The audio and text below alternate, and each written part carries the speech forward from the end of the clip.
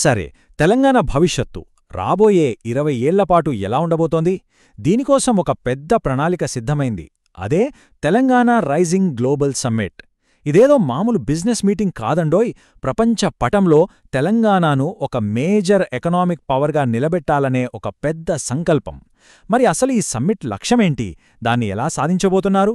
పదండి వివరంగా చూద్దాం. $3 ట్రిలియన్ ఎకానమీయే. ఈ నెంబర్ వినడానికి చాలా పెద్దగా అనిపించొచ్చు, కానీ దీని వెనుకున్న విజన్ చాలా క్లియర్. ఇది కేవలం టెంపరరీ ఇన్వెస్ట్మెంట్స్ కోసం కాదు, మన నెక్స్ట్ జనరేషన్స్ కోసం ఒక స్ట్రాంగ్ ఎకనామిక్ ఫౌండేషన్ వేయడమన్నమాట. అంటే రాబోయే రోజుల్లో క్వాలిటీ జాబ్స్, మంచి లైఫ్ స్టైల్ ఇవ్వాలనే ఒక లాంగ్ టర్మ్ స్ట్రాటజీ ఇది. ఇంత పెద్ద టార్గెట్ రీచ్ అవ్వడమంటే మాటలు కాదు కదా. దీనికి ఒక పక్కా ప్లాన్, క్లియర్ స్ట్రాటజీ ఉండాలి. మరి ఆ పునాదిని ఎలా వేస్తున్నారు? ఇన్వెస్ట్మెంట్స్ని అట్రాక్ట్ చేయడానికి ప్రభుత్వం ఎలాంటి దారిలో వెళ్తోంది? ఇప్పుడు అదే చూద్దాం. ఓకే, ఫస్ట్ ఆఫ్ ఆల్ ఈ సమ్మిట్ వెనుకున్న అసలు ఆలోచన ఏంటో అర్థం చేసుకుందాం. ఇది కేవలం నంబర్సు, అగ్రిమెంట్లకేనా, లేకపోతే తెలంగాణ హిస్టరీలో ఒక కొత్త చాప్టర్ స్టార్ట్ చేయబోతోందా?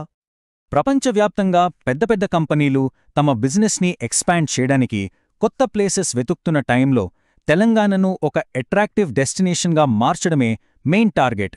దీని ఫైనల్ రిజల్ట్ కేవలం ఫ్యాక్టరీలు పెట్టడం కాదు, రాష్ట్రంలోని యువతకు లక్షల్లో హై ఎండ్ ఉద్యోగాలు క్రియేట్ చేయడం. ఏ ప్లాన్కైనా కావాల్సింది ఫైనాన్షియల్ స్ట్రెంగ్త్. మరి ఈ సమిట్ ద్వారా తెలంగాణ ఎకానమీలోకి ఎంత డబ్బు తీసుకురావాలని టార్గెట్ పెట్టారు? ఆ నెంబర్స్ ఏంటో ఒకసారి చూద్దాం.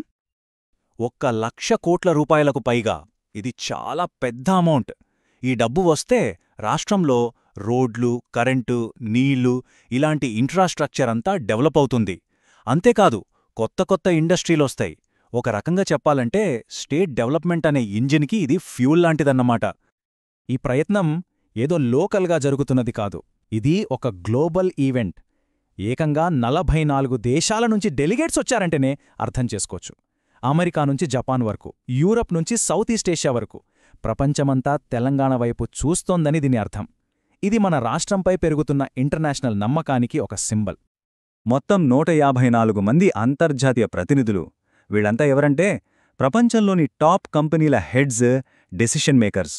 ముఖ్యంగా వరల్డ్ టెక్నాలజీ ఫైనాన్స్కి హబ్ లాంటి అమెరికా నుంచే 46 మంది సీఈఓలు వచ్చారంటే తెలంగాణ ఇన్వెస్ట్మెంట్స్కి ఎంత ఫేవరబుల్గా మారిందో మనకు తెలుస్తుంది. ఇక్కడ మనం గమనించాల్సిన ఒక కీ పాయింట్ ఉంది. అదేంటంటే ఇన్వెస్ట్మెంట్లు కేవలం ఒకే సెక్టార్కి పరిమితం అవ్వట్లేదు. హైదరాబాద్కి పేరు తెచ్చిన ఐటీతో పాటు మ్యాన్యుఫ్యాక్చరింగ్, ఫార్మా, ఏరోస్పేస్ ఇలా అన్ని ఇంపార్టెంట్ సెక్టార్స్లోకి వస్తున్నాయి. ఇది మన ఎకానమీని చాలా స్ట్రాంగ్ చేస్తుంది. ఫ్యూచర్లో ఎలాంటి ప్రాబ్లమ్స్ వచ్చినా తట్టుకునేలా చేస్తుంది. ఈ లిస్ట్ చూస్తేనే మనకు ఈ సమ్మిట్ రేంజ్ ఏంటో తెలిసిపోతుంది.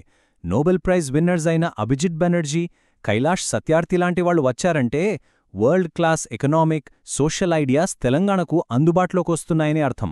సో ఇది కేవలం డబ్బుల మీటింగ్ కాదు, నాలెడ్జ్ షేరింగ్ కోసం, కొత్త ఐడియాల కోసం ఒక గ్రేట్ ప్లాట్ఫామ్ అన్నమాట. ఈ సమ్మిట్ కేవలం బిజినెస్ డీల్స్కే ఆగిపోలేదు. రాష్ట్రం మొత్తం ఎలా డెవలప్ అవ్వాలి అనే ఒక పెద్ద విజన్ని ప్రపంచానికి చూపించింది. ఇది చాలా ఇంపార్టెంట్ స్ట్రాటజీ.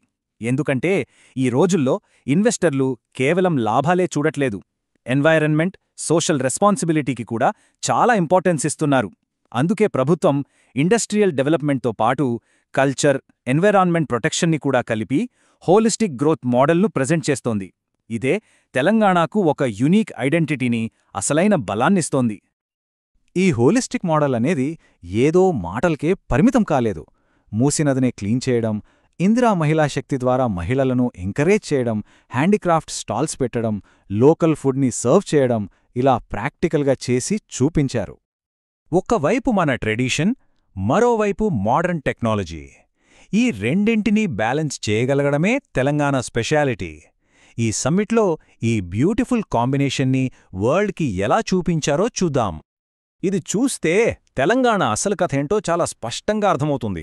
చూడండి, ఒకవైపు కరీంనగర్ సిల్వర్ ఫిలిగ్రీ, కోయ దొమ్మలు అంటే మన 100 ఏళ్లనాటి కళా సంస్కృతి. మరోవైపు command control centre, cyber security అంటే లేటెస్ట్ టెక్నాలజీ. దీనితో ఇన్వెస్టర్లకు ఏం చెప్తున్నట్టు? సింపుల్, మేం మా మూలాల్ని మరిచిపోలేదు, మా సంస్కృతిని గౌరవిస్తాం, కానీ అదే సమయంలో ఫ్యూచర్ టెక్నాలజీకి కూడా మేం రెడీగా ఉన్నాం అని బలంగా చెప్తున్నారన్నమాట. ఒక ప్లేస్తో కనెక్ట్ అవ్వాలంటే అక్కడి కల్చర్ని, ఫుడ్ని ఎక్స్పీరియన్స్ చేయాలి. ప్రభుత్వం సరిగ్గా అదే చేసింది. విదేశీ డెలిగేట్స్కి గిఫ్టులుగా సిల్వర్ ఫిలిగ్రీ ఆర్టికల్స్ ఇవ్వటం, ఫుడ్లో సర్వపిండి, సకినాలు లాంటి మన లోకల్ టేస్టులు పెట్టటం. దీనివల్ల తెలంగాణ హాస్పిటాలిటీని, మన యూనిక్నెస్ని పరిచయం చేసినట్టయింది. ఇది బ్రాండ్ తెలంగాణను బిల్డ్ చేయడంలో ఒక స్మార్ట్ సాఫ్ట్ పవర్ మూవ్. సరే, సమ్మిట్ సక్సెస్ఫుల్గా అయిపోయింది, డీల్స్ కుదిరాయి. కానీ అసలు జర్నీ ఇక్కడే మొదలవుతుంది.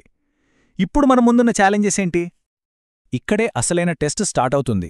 హిస్టారిక్ అగ్రిమెంట్స్ చేసుకోవడమంటే ఒక ఫౌండేషన్ స్టోన్ వేసినట్టు. కానీ దానిమీద బిల్డింగ్ కట్టాలంటే గ్రౌండ్ లెవెల్లో పని జరగాలి. దీనికోసం అడ్మినిస్ట్రేషన్, పొలిటికల్ లీడర్షిప్ మధ్య ఫుల్ కోఆర్డినేషన్ చాలా చాలా అవసరం. ఇచ్చిన హామీలు చేతల్లోకి మారినప్పుడే అది అసలైన సక్సెస్. చివరిగా చెప్పాలంటే ఈ సమ్మిట్ సక్సెస్ అనేది నంబర్స్లో ఉండదు, ఇన్వెస్టర్లలో మనం క్రియేట్ చేసే ట్రస్ట్లో ఉంటుంది. ప్రభుత్వం ఇచ్చిన మాట నిలబెట్టుకుని ఒక ట్రాన్స్పరెంట్ వాతావరణం క్రియేట్ చేసినప్పుడే ఈ పునాదిరాయి మీద ఒక బలమైన భవనం కట్టగలం. ఈ గ్లోబల్ సమ్మిట్ తెలంగాణకు ఒక కొత్త దారిని చూపించింది, ఒక గొప్ప హోప్ ఇచ్చింది. అయితే ఈ దారిలో నడిచి టార్గెట్స్ రీచ్ అవ్వడం అనేది రాబోయే రోజుల్లో ప్రభుత్వం తీసుకునే యాక్షన్ పైనే ఆధారపడి ఉంటుంది. ఈ పెద్ద ప్రయత్నం నిజంగా రాష్ట్ర ప్రజల ఆశలను నెరవేర్చి తెలంగాణ ఆత్మ గౌరవ పతాకంగా నిలుస్తుందా లేదా అనేది కాలమే నిర్ణయించాలి. బ్రావో తెలుగు ఇప్పుడే సబ్స్క్రైబ్ చేయండి. డైలీ మెయిల్ అప్డేట్స్ కోసం వెబ్సైట్లో సబ్స్క్రైబ్ చేయండి.